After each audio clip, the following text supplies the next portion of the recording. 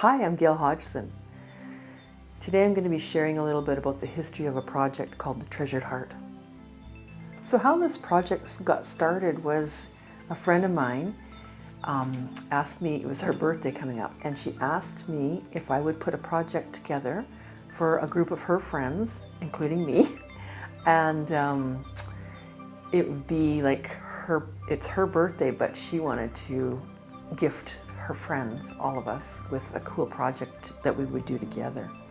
So that was really a gorgeous thing for her to do.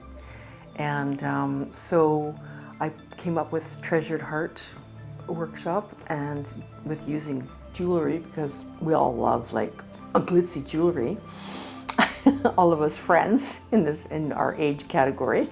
But anyway, we really wanted to do this, and what happened was I was setting it all up and organizing it and, you know, coming up with how I'm going to put it together.